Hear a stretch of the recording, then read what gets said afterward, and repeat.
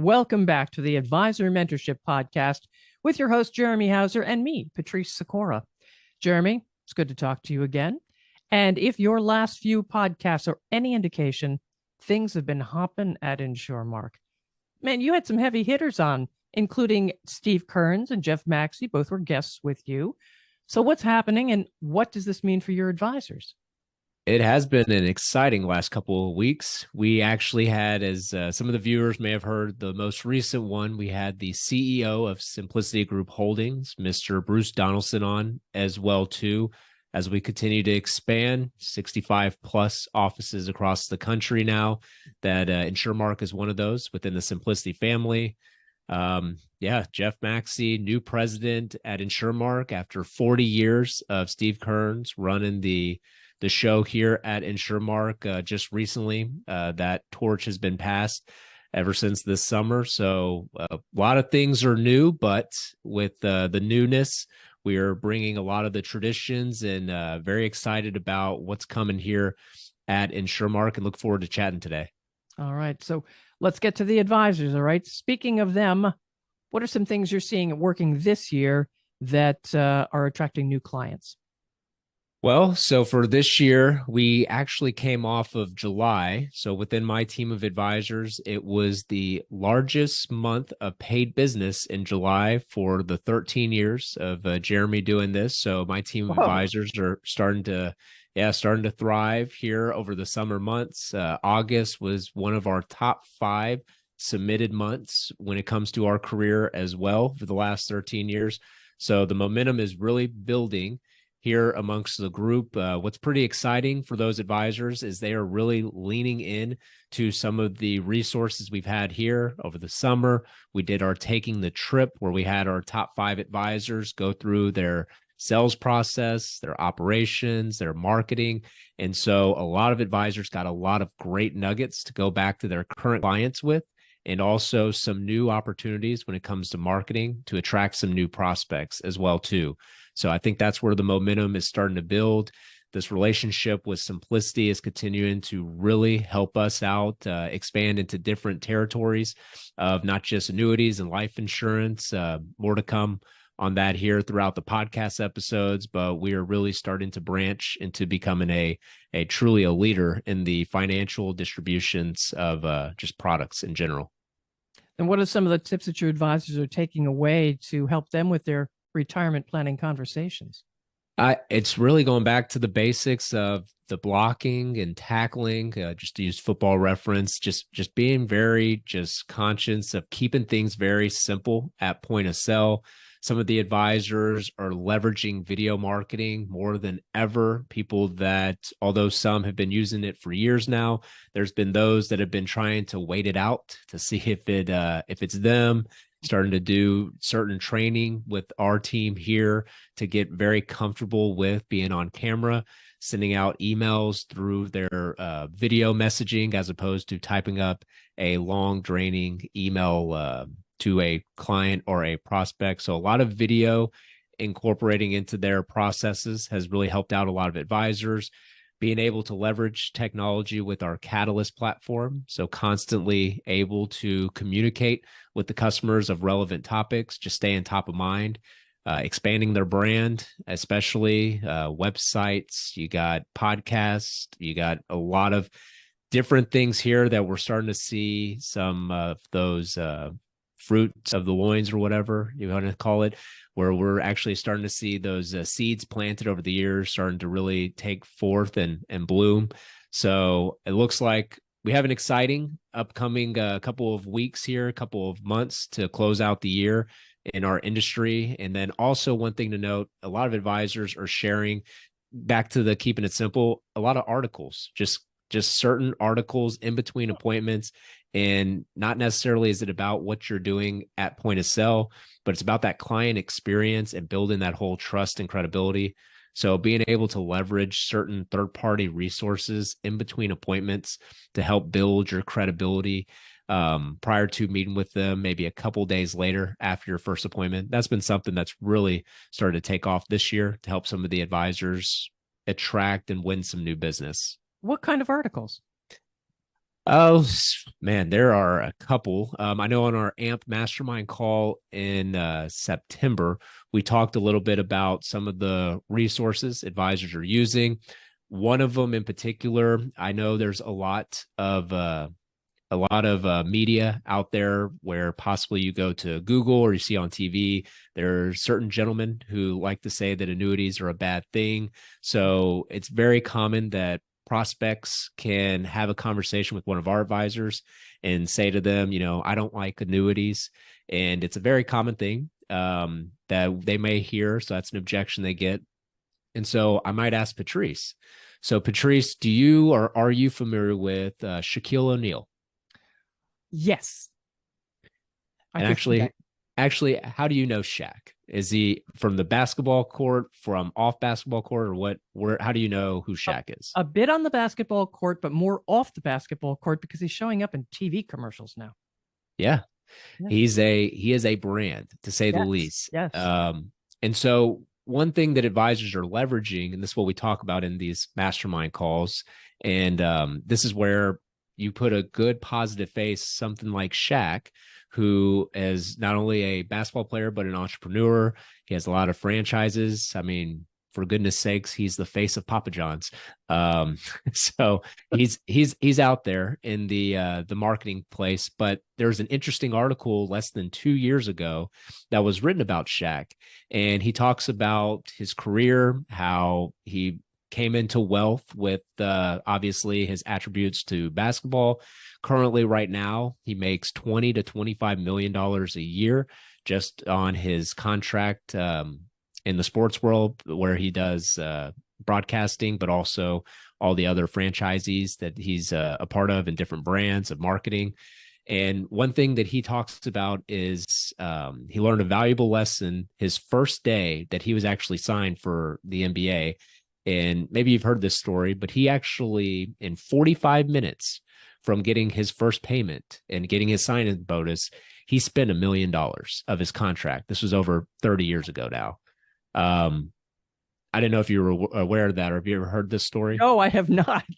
Yeah. So he talks about it, how it was about his mom and all the things helping out other people, and he doesn't regret it, but he quickly realized that he needs some sound advice. So he talks about also how he likes to really save. So although it's safe to say Shaq probably makes more than a lot of individuals here in this call or customers out there looking into retirement. But even him, during his heyday, he was saving about 75% of what he was making each and every year while he was out there in the sports world.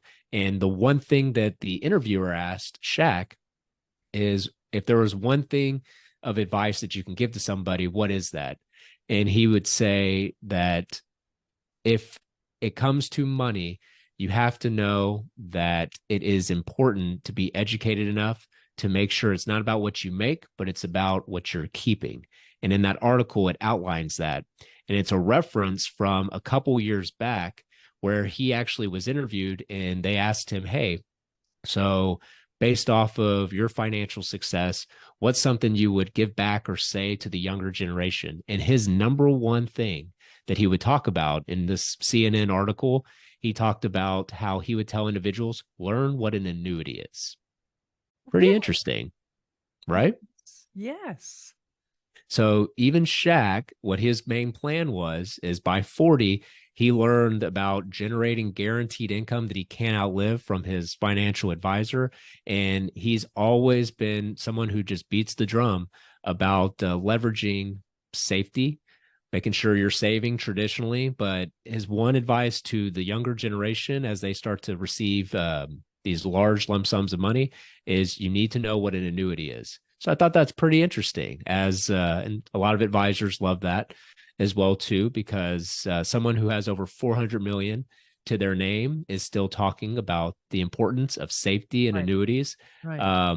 And so now all we're doing is we're really putting a positive feel, a positive face with the term of annuities, as opposed to the negative publicity that annuities get from some people in different media outlets. So that's one article that some advisors are using.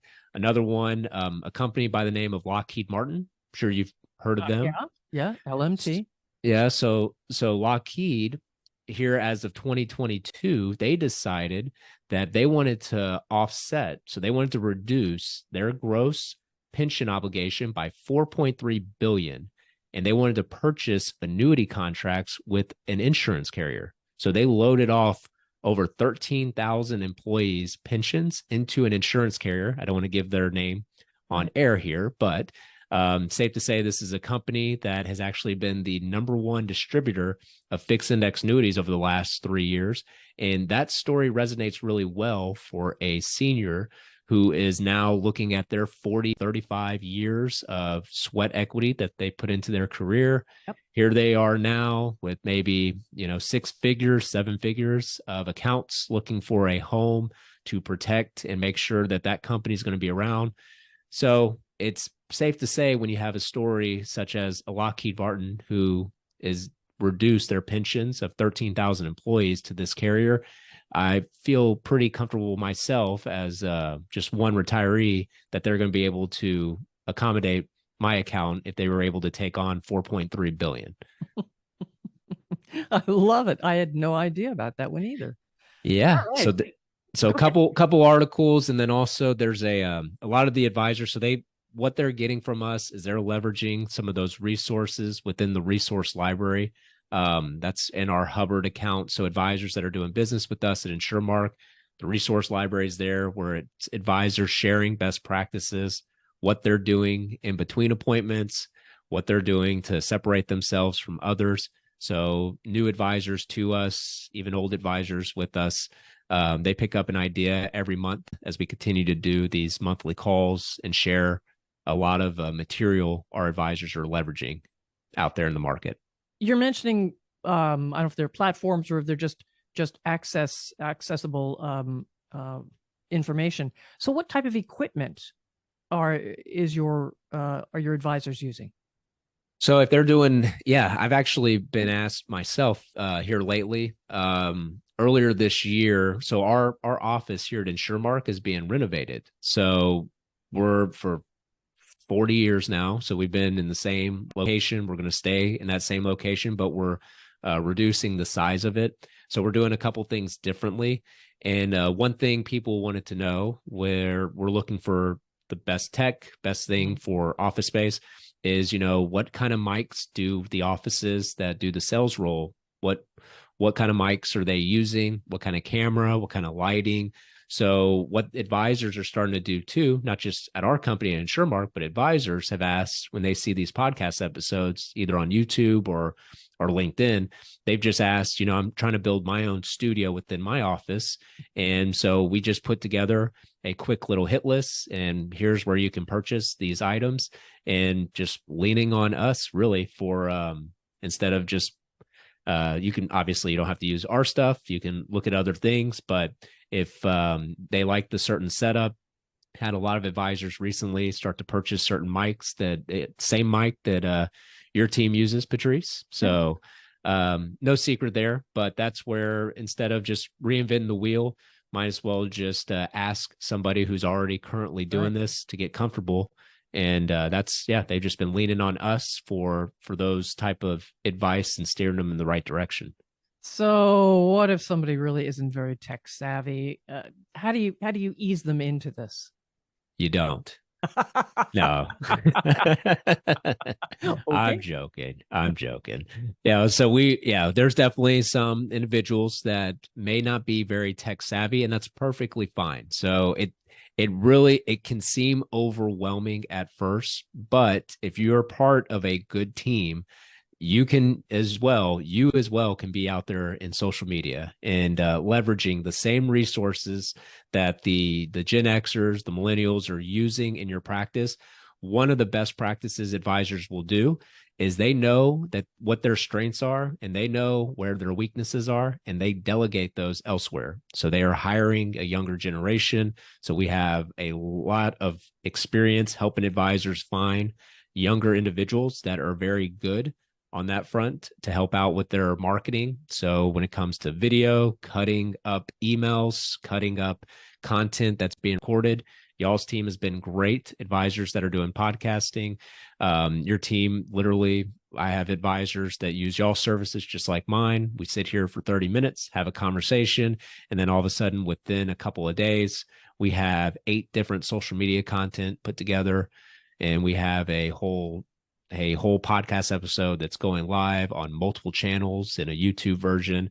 And all it took for me was 30 minutes. So it's just making sure you're being efficient in your time, delegating what you're not good at, or hiring somebody who could possibly work within your organization to help you out on the front of creating content itself. So don't be overwhelmed. I mean, video marketing, one best practice I'll share is some advisors, what they'll do is after they do a virtual Zoom appointment with a prospect, let's say the appointment goes 45 minutes or so, and you have your next appointment, let's say 15 minutes, 30 minutes out.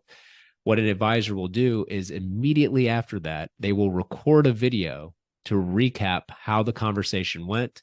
They will mention the certain articles that they reference in the appointment.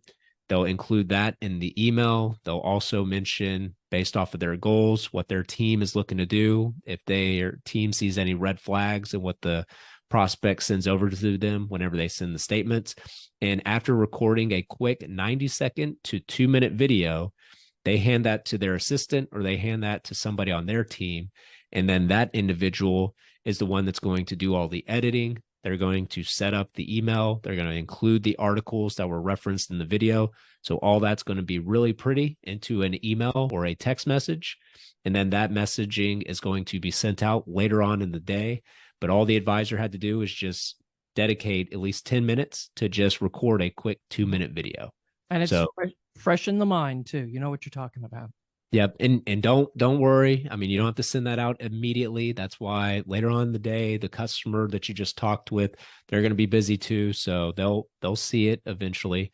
But if you feel overwhelmed and you don't know where to go with the whole concept nowadays of just social media, starting to leverage video technology and just content, there's definitely some teams out there that can be hired.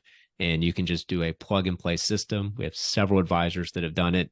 So now it's just getting comfortable with possibly giving away the keys to the kingdom for some of that content being created on your behalf. All right. All this is really great stuff for the advisors as usual, Jeremy. But as we wrap up here, is there anything we haven't touched on that you want to make sure we do? Just the momentum is building. It's pretty exciting here in the next couple of weeks. We're going to be in our family reunion. So we're going to be around some of our top advisors. Once again, sharing best practices, looking forward to getting together with them, their spouses, those that qualified, may have additional people there. So that'll be fun. Really this year, we are just off to a booming year, probably on pace for our record-breaking year this year in the 40 years of InsurMark being around, and several advisors are feeling that too. And if you feel for whatever reason, the team, and to speaking to those that maybe listen to this podcast and they're not affiliated with us, if you're not feeling that momentum at the moment, feel free to reach out to us because there's a great opportunity as we're continuing to grow here at InsurMark to leverage some of these resources. And how can they reach you? They can go to www.insuremarkamp.com/Jeremy. That is a new website. You could also check out our previous website, which was advisormentorship.com. So either one of those, feel free to click on some videos and request our introduction kit, and we'll get that over to you. All right. Folks, you now know how to reach Jeremy. Follow and subscribe to his podcast as well. Share it with colleagues. And thanks for being with us.